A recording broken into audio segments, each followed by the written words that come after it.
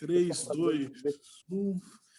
Bom dia para você que é de bom dia, boa noite para você que é da boa noite, boa tarde se você acabou de receber aí a notificação e está vindo para ver mais um vídeo do Bate-Papo Mayhem. E hoje a gente vai falar de duas coisas que eu adoro, que é música e umbanda.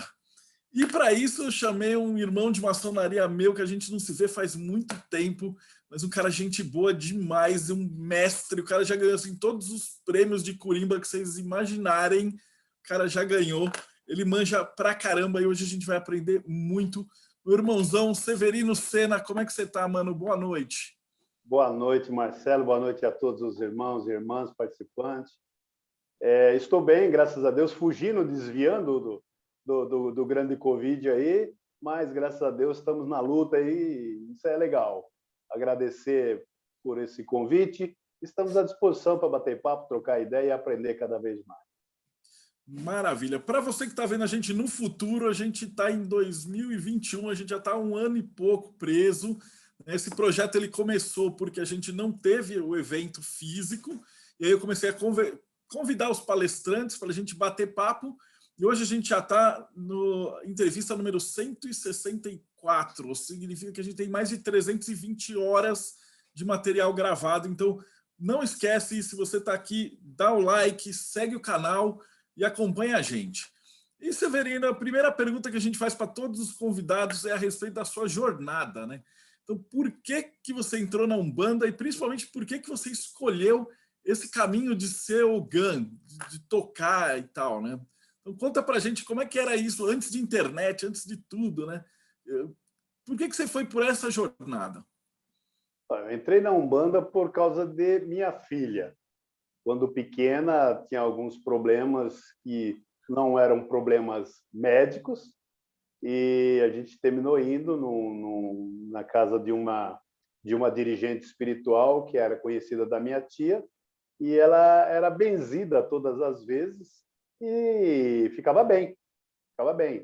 Aí, dali uns 15 dias, começava a passar mal novamente, íamos lá e ela benzia e tudo bem. Aí, um dia, a dirigente falou, olha, você tem vindo sempre falar comigo tal, e está resolvendo e depois retorna, mas eu aconselho você falar com o guia, porque aí você vai falar com a espiritualidade mesmo, para resolver de vez esse seu problema. Eu falei, tudo bem, não tem problema. Que dia que é seu trabalho? Tal dia, sexta-feira. Tá bom, sexta-feira eu tô aí. Aí eu fui na sexta-feira lá com minha filha, a esposa Cida, né? Minha filha Maísa e minha esposa Cida. E passamos pelo guia e tal, e gostamos. Casa pequenininha, muito aconchegante, poucas pessoas. E gostamos do trabalho realizado lá, né? E começamos a ir todas as sextas-feiras. Só que nós não éramos assim participantes da casa, nós íamos como assistência, pessoas para serem atendidas pelos guias da casa, né? E eu ficava lá na assistência, os guias trabalhando e eu olhando para o trabalho que o Ogã praticava. E de um determinado momento, todos os movimentos que ele fazia, eu começava a fazer na perna também. E tudo bem, para mim está tudo normal. O trabalho rolando lá, o cara tocando no atabaque, eu tocando na perna, né, quietinho, no canto lá, né, achando que não estava nem sendo percebido, né? Aí um dia o Ogã veio conversar comigo, falou, poxa, você está todas as sextas-feiras aí, eu preciso de alguém me ajudando lá. Eu falei, mano, eu não sei tocar esse barato aí não, eu gosto, vejo você tocar, legal pra caramba, mas eu não sei tocar, eu toco sambinha de porta de bar, de futebol, que era que eu fazia na época, né? Muito futebol, campo de várzea e tal, né? Ele falou, não, você toca sim, porque o que eu faço lá eu tenho visto você fazer na perna. Eu falei, não, o que é isso? Eu falei, vamos lá, você vai ver. Aí ele começou a me ensinar e foi legal. Foi muito rápido o aprendizado, achei legal pra caramba. E 6 meses que eu estava ajudando ele, e ele simplesmente deixou o terreiro e não foi mais. Aí eu fiquei sozinho sem saber o que fazer, porque 6 meses ajudando não é praticamente nada. 6 meses você tira uma vez só por semana, né? Não dá nada disso daí de aprendizado. E eu fiquei numa sinuca de bico danado, porque eu não sabia o que fazer, porque eu não entendia dos guias, eu não entendia do que estava acontecendo, eu estava lá ajudando o cara a tocar, não sabia nem quais eram as músicas, sequência, eu não sabia nada, simplesmente eu estava lá, né? Aí começamos, aí ele saiu, a dirigente me chamou e falou, bom, você aumentou sua responsabilidade, minha filha vai te ajudar, na verdade ela vai comandar, você preste mais atenção no trabalho e tudo bem. Aí tudo bem, comecei a prestar atenção no trabalho, aí uma médium, aí, num dos trabalhos, veio conversar comigo e falou, Severino, eu tenho visto que você está se esforçando bastante, eu conheço uma escola que está ensinando a tocar atabaque aqui perto, se você tiver intenção mesmo, dá um pulo lá. Aí eu falei, quero sim. Aí ela me passou o endereço e eu fui. A escola de Umbanda de Ecologia, ali na Casa Verde Alta. Aí eu fui, gostei e comecei a frequentar o curso. Aí comecei a olhar a coisa com outros olhos, né? O que era um guia, o que era uma entidade, o que era um orixá, ter os olhos diferentes para começar a pensar na música. E foi legal, e a ascensão foi boa dentro da escola. Em pouco tempo eu já estava em nível bem avançado dentro da escola. E depois de um certo tempo já estava comandando o trabalho lá no terreiro que eu estava frequentando. E a ascensão foi muito rápida, foi legal. Aí me formei nessa escola com boas notas e me dava condição de fazer curso para instrutor. E aí eu fui fazer o curso para instrutor e fui instrutor dessa escola durante uns 12 anos, mais ou menos, e foi legal. Até chegar o momento de tomar outros rumos fora da escola, né? Aí, antes disso, conheci o pai Rubens, lá no Colégio Pai Benedito. Ele já me conhecia dos eventos que eu participava pela escola, e eu não conhecia, mas ele já estava vendo a gente já durante um certo tempo. Foi quando surgiu aquele grupo musical, o Grupo Aruanã, que um dos instrutores era o fundador do grupo. Então, foi legal, foi uma ascensão bacana, até que a gente montou a nossa escola, o Núcleo de Curimba Tambor de Orixá, em 2006. E aí, essa tua paixão já foi, né? Você pegou música e seguiu. Aí já era, né? Porque aí já tudo que a gente... Pra você ter uma ideia, nesse mesmo período, começou a febre do karaokê aqui no Brasil, né? Então tinha karaokê para tudo quanto é lá, todas as festas que a gente ia, tinha karaokê. Eu não sabia as músicas, só sabia macumba. Chegou um período que o pessoal põe a música para cantar, eu não sabia. Eu não sabia as músicas. Até hoje, na verdade, eu tenho dificuldade. As músicas normais MPB, eu tenho dificuldade. Aí entrou o pagode, toda aquela febre de pagode também, não sei nada. Não sei nada de pagode. Eu não sei nada de outras músicas. Eu sei música religiosa. Religiosa. Então, uma pergunta que a gente sempre faz abrindo, né? Pergunta assim, do teu ponto de vista que está focado em música, né? De você ver a função da música dentro do terreiro, né? Então, o que é magia para você? Bom, a magia é a realização de algo que quase a gente não vê, né? Então, a música é uma magia, o olhar é uma magia, a música é uma magia de encanto, né? Ela movimenta determinadas energias que o pessoal não consegue ver, mas consegue sentir. Esse é o grande detalhe, né? Só para acrescentar, a gente começou a buscar essas informações e aí eu fui buscar também conhecimento musical. Eu conheci professores de música, maestrina é uma parceira nossa, depois se tornou uma parceira nossa, maestrina Luciana Barleta. Então eu fui conhecer de música, como cantar corretamente dentro de todas as notas musicais, para que depois que eu estivesse já montando a nossa escola, eu tivesse condições de passar tecnicamente todas as informações para o povo. Voltando à magia, eu acho a magia, o terreiro, a Umbanda é magística. A Umbanda, quando um guia sopra uma fumaça de um charuto, de um cigarro na pessoa, ele está praticando uma magia. Quando vai começar um trabalho que é feito uma defumação, é uma magia. O canto é uma magia para realizar algo ou apoiar em algo que está sendo realizado ou parar algo. Então, tudo isso é magia para mim. Maravilha. E para o pessoal que está leigo, às vezes tem muita gente, como a gente fala para a gente de todas as vertentes possíveis, né? Então a gente tem que começar bem do básico, né? Então, o que é um Ogã e qual que é a relação dele com o Pai de Santo numa organização de uma gira? O Ogã é um termo muito utilizado no culto de nação, no candomblé, nas diversas nações de candomblé. Na Umbanda, utiliza também esse termo Ogã, mas são funções um pouquinho diferentes do culto de nação. Inclusive, o pessoal nem gosta que a gente utilize esse termo. Mas na Umbanda, e a Umbanda em si, é uma somatória de muitas religiões. É a somatória do candomblé, é a somatória do catolicismo, do evangélico agora, os novos, os antigos, xamanismo e muitas coisas. Então, o Ogã seria aquele elemento de ligação entre o espiritual e o material. É aquele elemento que pratica determinadas magias, a magia do encanto, no seu toque e no seu canto, que liga o espiritual com o material. E ele é o braço direito do dirigente, porque o dirigente é o responsável pela casa. O dirigente, dentro da hierarquia, ele tem toda a família espiritual dele como os responsáveis por todos os movimentos que acontecem dentro da casa. E o Ogã é o braço direito dele.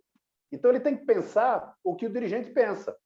A diferença entre ele e o dirigente é que ele tem uma mediunidade um pouco diferente do dirigente. O dirigente tem a mediunidade de incorporação e o Ogã tem a mediunidade de magística, de magia, magisticamente falando, de a incorporação, de não incorporar e tocar um trabalho desincorporado.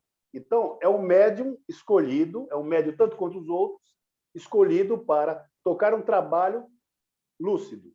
Tem influências, tem informações, mas não incorpora. Eles não incorporam, e no teu caso, por exemplo, você não incorpora, mas você sente que quando você está tocando, dependendo da gira, as entidades ficam próximas e você tem influência delas na As entidades são próximas o tempo todo. E a gente, quando está tocando uma gira, às vezes a gente sente raiva, a gente chora quando está tocando, dependendo da música, dependendo do momento. Você sente alegria, sabe? Tem hora que você imprime uma determinada frequência no toque e no canto, que você começa a chorar ou você começa a sorrir naquele canto e o pessoal não entende o que está acontecendo.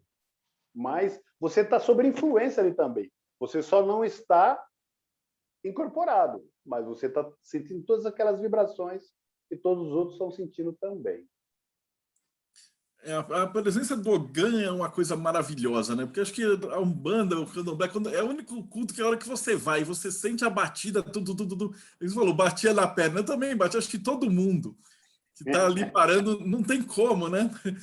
Você escuta a percussão e vai junto, né? Vai junto, a percussão vai junto. Não tem aquele que fica parado de uma percussão, né? Mas eu digo muito nas nossas aulas que a Umbanda é uma religião diferente de todas as outras. Se você pegar o catolicismo, você pegar as vertentes evangélicas, você pegar o próprio candomblé, que nós temos muita influência deles, na Umbanda, você tem a chance de conversar com o sagrado. É diferente. Você vai na Igreja Católica, você se concentra, você ouve uma preleção do padre, você reza, você se eleva nos pensamentos para tentar se conectar com o sagrado. Mas na Umbanda, além de tudo isso, você conversa, você pede conselhos, você reclama de determinadas coisas, você pede orientação, você aceita e é orientado para determinadas coisas. Então, é a única religião que te dá essa condição. Você conversar com o sagrado. Então, você está com dificuldades, você pede um conselho. Cabe a você se vai seguir ou não, é outro papo, certo? Mas você vai ter uma orientação de como se portar melhor, de como conduzir determinadas situações, de como determinadas Determinadas pessoas que estão próximas da gente, as entidades nos alertam, falar cuidado com situações assim. Ela não vai falar fulano de tal, mas cuidado com situações que podem acontecer. Então, te alerta para determinadas situações. Eu acho isso o máximo. A Umbanda preenche demais muitas necessidades nossas.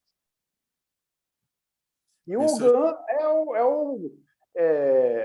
eu costumo brincar assim, quando o pessoal entra num terreiro, o guia está lá fazendo milagres, o guia está lá resolvendo um problema tremendo da vida de uma pessoa, mas ninguém olha para o guia. O pessoal olha para o Ogã porque ele é o único que está fazendo barulho. É ele que está tocando, ele que está cantando, é o pessoal... Você entra, o guia, às vezes a pessoa entra no terreiro querendo se matar, suicídio e tal, então o guia está lá tentando tirar aquelas energias ruins que estão atrapalhando aquela pessoa, tentando induzir ao suicídio e dando um conselho para a pessoa acordar, mas a pessoa não vai olhar para esse guia, a pessoa vai olhar para o Ogã, porque é ele que está cantando e tocando, é ele que está fazendo movimentação dentro do terreiro. É a primeira pessoa que o pessoal olha, interessante isso. E ele movimenta mesmo a energia, né? Você sente que ele controla pela velocidade, pela música e tal.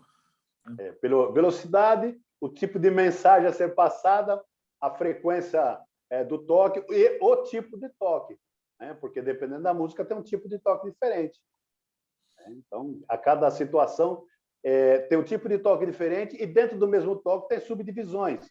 Então, você imprime determinados contratempos, determinados ritmos dentro do mesmo toque para dar ênfase ao que nós estamos falando naquele momento, para dar ênfase a determinados verbos da música para aquele momento. Quando você quer conduzir uma pessoa, para a pessoa fechar os olhos, para a pessoa levar o pensamento a Deus, para que a pessoa se conecte com o sagrado, ou que a pessoa acorde, levante, né? Você precisa se movimentar, você precisa acordar, abra seus olhos. As músicas, dentro da Umbanda, tem música para todas as situações. Todas. Agora, vai do Ogã e conhecimento do Ogã para que ele consiga cantar a música certa para o momento certo, dentro da frequência, dentro de toda a harmonia dela. Essa parte da música certa, como é que funciona essa interação do Ogã com o Pai de Santo? Porque, por exemplo, você já sabe de antemão, vai ser uma gira de caboclo. Mas aí, como é que você sabe os pontos que vão ser cantados? Isso é combinado antes? O Ogã é o cara que tem o feeling disso? Como que funciona essa interação? Algumas músicas, alguns pontos, são combinados. Olha, você canta assim, assim, assado. Mas o Ogã, ele tem autonomia para cantar. Ele tem autonomia para modificar. Isso também depende do Ogã e depende do dirigente da casa, tá? Mas ele, por isso que existe o Ogã, ele comanda um trabalho. Senão não precisava, botava um CD, um pendrive lá e deixava rolar as músicas, certo? Mas a finalidade do Ogã é movimentar tudo isso. A finalidade do Ogã é comandar o trabalho estando desincorporado. Então, o Ogã, ele fica tocando, olhando todas as movimentações do terreiro, tipo de uma parabólica, está ligado em tudo que está acontecendo, e ele vai cantando os pontos. É por isso que eu digo que ele tem que saber muitos pontos, para que ele cante o ponto certo para aquela situação. Se você pega um terreiro pequeno, você conduz o trabalho de uma forma. Se você pega um terreiro grande, você conduz o trabalho de outra forma, mas você tem que estar sempre alinhado com o dirigente. Você tem que estar sempre alinhado com a direção da casa, certo? Porque é o guia-chefe que manda em tudo. Então, você vai comandando o trabalho, mas você não pode tirar seus olhos do guia-chefe, porque ele que está sabendo o que está acontecendo em tudo lá. E também a visão do Ogã, por exemplo, se você está observando um terreiro pequeno, então um médium está com alguma dificuldade e tal, você pode reforçar a música daquela entidade, né, para também facilitar. Se um terreiro é pequeno, tudo teoricamente se torna mais fácil, teoricamente, porque o tamanho da encrenca que vem pela frente a gente nunca vê. Mas se o terreiro é pequeno, você consegue controlar as músicas que você vai cantar para determinadas entidades. Você pega um terreiro com 5, 10 médios, vai. trabalhando incorporados, você começa a cantar músicas segmentadas para cada um dos 10 guias incorporados. Então tá fácil. Agora, você pega um terreiro de 300 médios, 500 médios incorporados, você já tem que pensar diferente, porque você não vai tocar para os 500 um a um. Você vai tocar para alguns nominais e vai trabalhar em cima das falanges dos demais, das linhas dos demais, porque você não consegue segmentar 500 guias, até porque, mesmo o guia tendo o mesmo nome, ele pode trabalhar em frequências diferentes. Isso é o que acontece dentro da casa. E ele também é responsável também, às vezes ele que puxa a cantoria, mas tem momentos também que também aí baixo ele controla aí o som, tem que ir mais devagar, porque o pessoal está dando consulta. Isso aí também vai do feeling do Ogan. Do feeling e do sistema de trabalho da casa, né? Porque tem casa que você tem que cantar para que os consulentes conversem com os guias e um não fique ouvindo um problema do outro. E tem casa que você não pode cantar durante o atendimento para que o consulente ouça o que o guia está falando para ele. Então, isso vai depender do dirigente do sistema da casa trabalhar, entendeu? Isso muda muito de casa para casa. Agora, se é um terreiro que... Porque o atabaque, normalmente, se trabalha com 3 atabaques. É o padrão. Mas tem casa que trabalha com 1, tem casa que trabalha com 10. Ok, cada um é cada um. Mas o padrão são 3 atabaques, para se formar uma harmonia de som, que são sonoridades diferentes. E responsabilidades diferentes também. Mas, se você trabalha, vamos imaginar que a equipe dos ogãs, de toque e canto, tem um bom padrão de toque, eles vão tocar suave, vão cantar suave, sem interferir no trabalho. Agora, se os ogãs são aqueles caras desesperados que brigam com o atabaque, aí é melhor parar, porque ninguém vai ouvir mais nada, porque vai ficar uma barulheira enorme dentro da casa e não vai ter mais música, vai ter o som muito alto e atrapalha tudo realmente. E ele vai fechando. E utiliza-se só o atabaque ou você já chegou a ver outros instrumentos juntos? Não, na percussão tem diversos instrumentos que também você pode usar. Tá? Você pode usar o agogô, faz parte. Você pode usar o xiquerê, que algumas casas usam, o ganzá, algumas casas usam. Agora, se você pega um dirigente que é músico, então ele gosta de tocar um violão, ele gosta... O que acontece? Algumas músicas tem sempre alguém tocando violão junto com ele. Agora, outras casas não aceitam isso. Tudo bem. Dentro do culto de nação, você não vai ver isso. Na Umbanda, você vê. Acho que essa é uma das belezas da Umbanda, né, cara? De você poder, cada dirigente também dar aquele seu toque pessoal. Esse é o grande detalhe. Por mais que todos sejam dirigentes, vamos imaginar filhos de Xangô com Yansan, o dirigente. 3 casas com filhos de Xangô com Yansan serão 3 casas diferentes, não serão iguais, mesmo sendo o mesmo orixá. Então, e aí interfere também a trajetória do dirigente. Se ele passou pelo culto de nação, se ele não passou, se ele foi no espiritismo, no kardecismo, se ele não foi, se ele foi só Umbanda direto, uma Umbanda antiga, uma Umbanda mais recente, isso tudo interfere no trabalho de cada casa.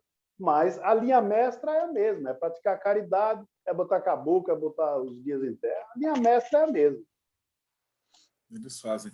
E para o pessoal que está assistindo, que ela gostou da ideia, assim, qual que são os passos para a pessoa se tornar um Ogã? Então, ele vai, que nem você fez, ele vai lá e fica batucando e tal, e aí ele tem essa ideia. O que dá para fazer? Qual que seria o caminho aí? Bom, um Ogã, para usar esse termo Ogã, é por isso que o candomblé, às vezes, não gosta que a gente use esse termo. Porque o Ogã, ele já nasce Ogã. Porém, como o diamante já nasce um diamante, mas primeiro ele é uma pedra de carbono. Ele precisa ser lapidado para ter o valor do diamante, correto? O Ogã é a mesma coisa. Ele nasce Ogã, ok. Mas se a religião fosse depender dos Ogãs natos, não haveria religião.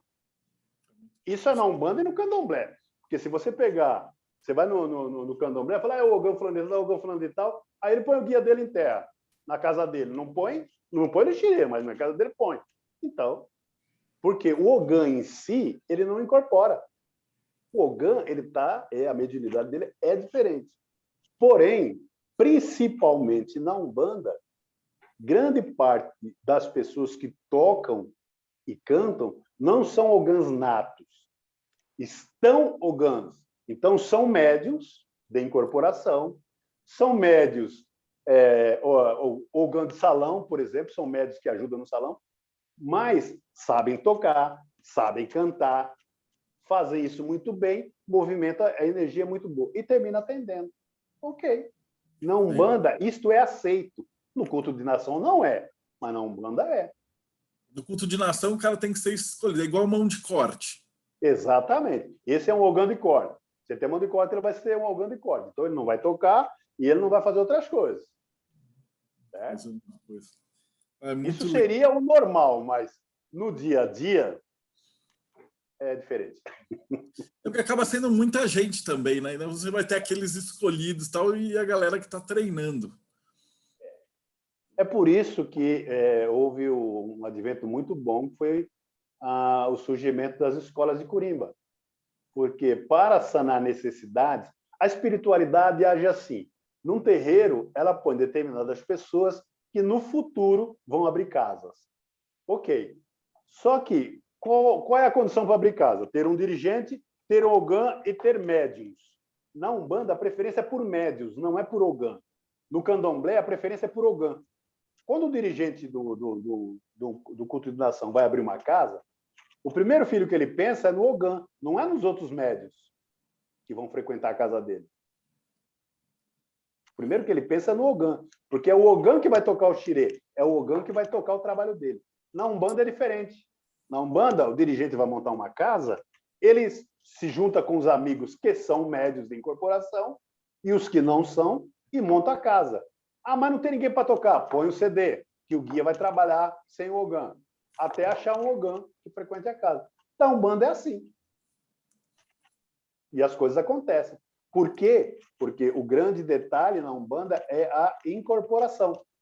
Agora, feliz é aquela casa que tem o dirigente, tem os médios antigos, tem os médios novos, tem os cambonos, tem os seus ogãs para tocar. Mas não são todas as casas que são bem estruturadas desse jeito. Porque precisa de abrir muitas casas, muitas pessoas necessitadas. Se abrir uma casa hoje, uma semana depois você está com a sua assistência lotada. Não importa o tamanho da sua casa. Se for uma casa que cabe 10 pessoas, 100 pessoas, 1000 pessoas, você vai ter fila na sua porta, porque a população está necessitada. Não tem jeito. E aí vem essa ideia essa coisa legal de treinar na Curimba. Então, como é que surgiu aí a ideia de você montar a tua casa? Conta um pouquinho da história da escola. Da tua escola. Eu fiquei na escola, nessa primeira escola, durante 12 anos dando aula lá. Eu era o vice-presidente, o presidente era o Pai Zé Valdivino, que era o meu dirigente espiritual na época. Mas havia sempre pedidos para que a gente abrisse escola em outros locais, porque a escola está localizada na Zona Norte e tem pessoal do extremo da Zona Sul, do extremo da Zona Leste, sabe? Então, é difícil o pessoal chegar nessa escola. Então, chegou o momento que a espiritualidade ficou cutucando a gente para que tomasse uma decisão. É sempre assim, a água tem que bater no traseiro para você decidir as coisas, né? Aí chegou um momento que a gente decidiu começar a dar aulas em algumas regiões de São Paulo. Então, escolhemos alguns terreiros, um deles foi do Alexandre Comino, escolhemos mais 3 terreiros em regiões diferentes e começamos a dar aula. E aí a coisa começou a crescer.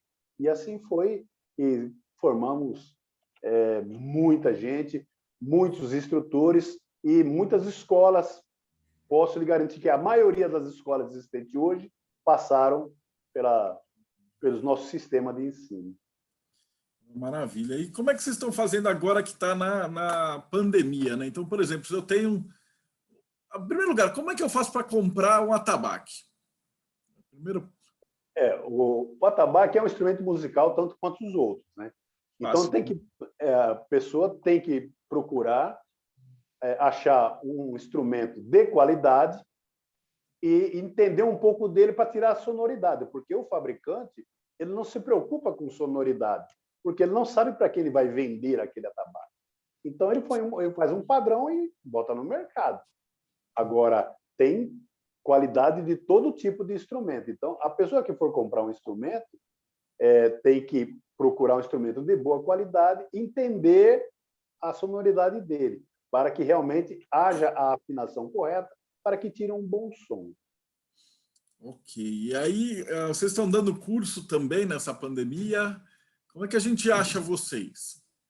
Bom, os cursos, nós temos um curso online que já faz 10 anos que a gente está nesse curso online, pela plataforma Umbanda EAD, Umbanda Sem Distância.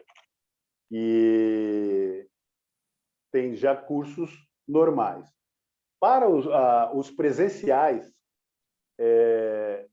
os alunos novos, no momento da pandemia, não estamos tendo, mas os alunos que eram frequentadores estão gravando treinos em casa, manda para a gente analisa, observa, corrige, responde e a gente fica nessa troca de informações até ter autorização da gente voltar a ter o presencial.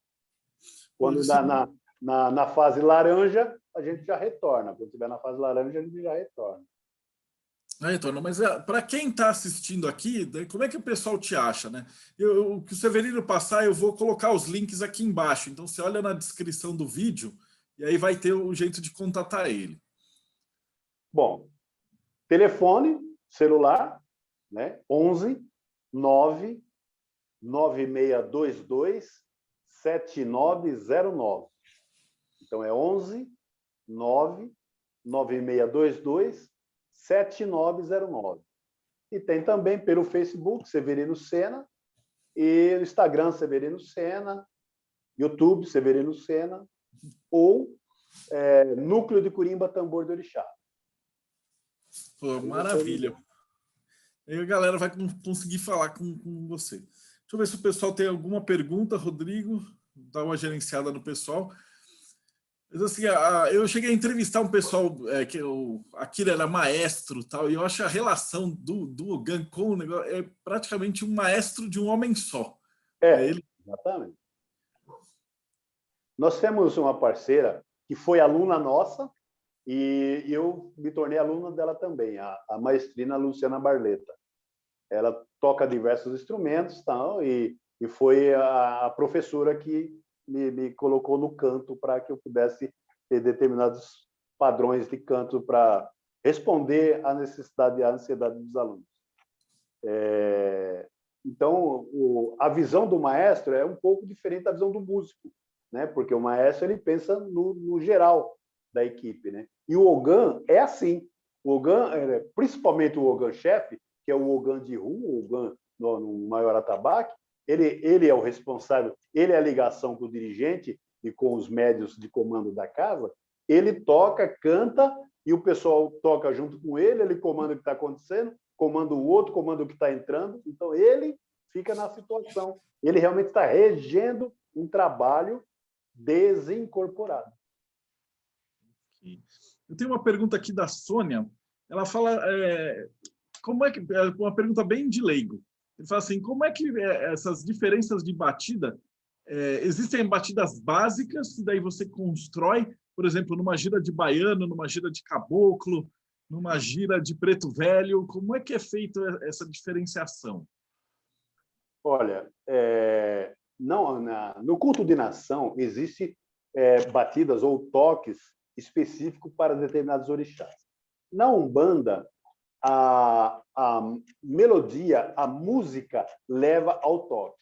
Então, dentro de uma linha de baiano, nós podemos tocar diversos toques. Na Umbanda é assim. Nós podemos tocar diversos toques. Dependendo do que esteja acontecendo no momento, nós podemos cantar uma música suave, vamos tocar um toque suave.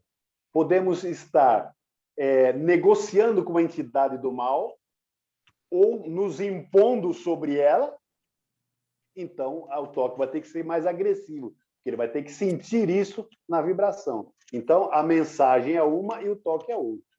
Dentro do mesmo toque, a gente consegue modificar a situação. Nós podemos tocar o mesmo toque em velocidade lenta, tipo de um lamento, ou uma velocidade forte, ou com mais contratempos, dando uma vibração maior, de briga, por exemplo, de embate, por exemplo. Fazendo uma analogia, quem já viu aqueles filmes antigos, das naus de antigamente, aqueles filmes de Ben-Hur, tinha o comandante que tocava a velocidade pela qual as naus entrariam em combate, uma chocando com a outra. Então, conforme o ritmo dele, tum, tum, seria a remada de todo aquele pessoal que está remando para levar a nau. Ou ele acelerava, ia mudar a remada. A mesma coisa são os toques. Conforme a situação, você aplica uma frequência diferente. Principalmente acompanhando a melodia, acompanhando a mensagem. Porque todo toque, ele fica em segundo... Todo toque, não. 90% dos toques, ele é em segundo plano. Ele acompanha a mensagem. Agora, tem toque, dentro das situações, que ele é o principal. Uma pergunta da Vi Brasil, ela fala assim, aqui em Recife existe uma discussão sobre apresentações artísticas. Por aqui é muito comum que as casas de show tenham grupos assim. O que você pensa disso? Você acha que desvirtua o sentido? Olha, a apresentação artística é para mostrar ao povo que não é da religião que nós estamos vivos, né? Que a gente está participando, que a nossa religião existe.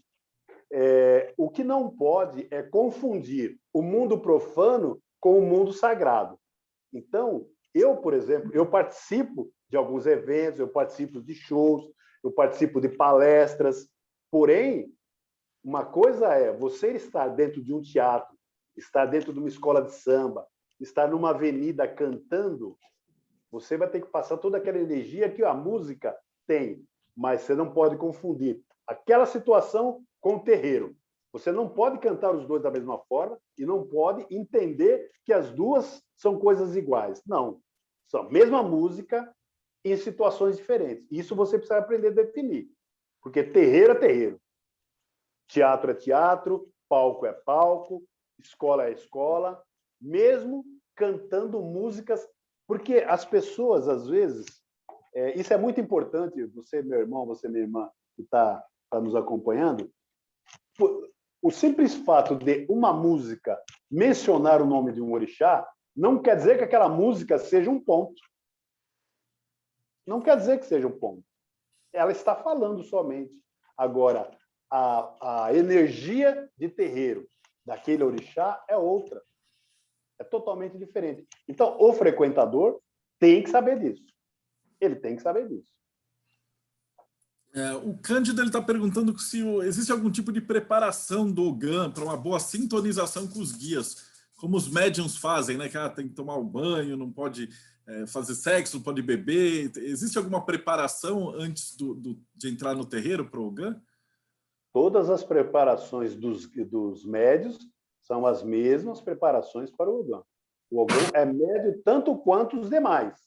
A diferença dele é o tipo de mediunidade que ele tem. Ele não tem a mediunidade. O Ogã nato não tem a mediunidade da incorporação. Mas na Umbanda, grande parte das pessoas que tocam incorporam também. Então, esse principalmente tem que ter essas obrigações. O banho, a defesa, cuidar do pensamento e tudo mais. Isso tudo normal, quanto todos os outros irmãos da casa. Maravilha. A gente já quase chegando no final. Tem a última pergunta que é assim, para a pessoa que chegou agora, viu essa palestra, falou, poxa vida, que legal essa Umbanda e tal, quero começar. Então, que conselho que você daria para alguém que quer começar a ver esse mundo espiritual? É complicado. Hoje em dia, existem alguns cursos de desenvolvimento espiritual para a pessoa que sente algumas coisas e não sabe o que é. sente a energia passando pelo corpo, mas não sabe o que é. Então, alguns terreiros trabalham com cursos de desenvolvimento espiritual. Outros terreiros fazem esse desenvolvimento sem ser curso específico, tá? Então, isso depende muito do tipo da casa, depende muito do tipo do dirigente, da formação do dirigente. Se trabalha no desenvolvimento do corpo mediúnico ou no desenvolvimento em tipo de cursos. Agora, em os dois casos, muito importante, a pessoa precisa ler, a pessoa precisa buscar informação, saber o porquê está lá. Porque muitas pessoas, porque tem a incorporação, não precisam, o meu guia faz tudo. O guia ele faz a parte dele, mas você tem que fazer a sua. Então, por exemplo, o conhecimento que você tem, se você não fosse buscar, nunca ia cair no seu colo. Cai um livro no seu colo, mas se você abrir para ler, se você não abrir para ler, você não vai saber o conteúdo dele. Mesma coisa é o médium. Ele entra num terreiro, tá bom? Ele vai sentir as energias, a dinâmica de terreiro vai ser explicada, a dinâmica de incorporação vai ser explicada, mas ele tem que buscar informação. Sem informação, ele não consegue saber o porquê ele está lá, não consegue definir o que acontece com ele. Fantástico, Severino. Eu queria te agradecer demais pelo tempo. Foi um bate-papo fantástico. Não faz muito tempo que a gente não se vê. Acho que a última vez que a gente se viu fisicamente, acho que foi no velório do Rubens. Nossa, 4 anos atrás. Putz, e lá, quando os Ogãs também foram prestar uma homenagem dele, que bate, se arrepia, assim, hoje só de lembrar de tanta energia que tinha, né? E agora com também a pandemia, essas coisas, a gente não está conseguindo se falar, mas tô torcendo, cara, eu fiquei muito feliz. Brigadão por ter conseguido conceder essa entrevista para a gente. Olha, eu fico muito agradecido por esse momento, fiquei contente em te ver, agradecer a todos esses irmãos que estão aí, ao Rodrigo e todos os outros irmãos que estão participando junto com a gente. E sempre que precisar, pode dar um alô que a gente conversa, a gente faz, explica, toca, canta, dependendo da situação, não tem problema nenhum. Maravilha. Eu vou me despedir do pessoal aqui, depois eu abro a câmera para o pessoal fazer pergunta e comentar. Então, para você que acompanhou a gente até aqui no programa, não esquece, segue o canal, dá o seu like, faz aquelas coisas do YouTube que eu já devia ter aprendido, mas a gente vai esquecendo, a gente fica empolgado na conversa. Segue o Severino também, viu? Você tem um canal? Qual que é o teu canal, Severino? Severino Sena. Aqui no link aí embaixo. Severino Sena. Então também, clica no link aqui embaixo, segue o Severino, já dá o like nele. E coloca. O que você coloca no teu canal? Pontos, músicas, apresentações, às vezes parte de aulas, a gente vai sempre colocando. Fantástico. Então não esquece, segue o Severino também. E a gente se vê aí no próximo Bate-Papo Mayhem.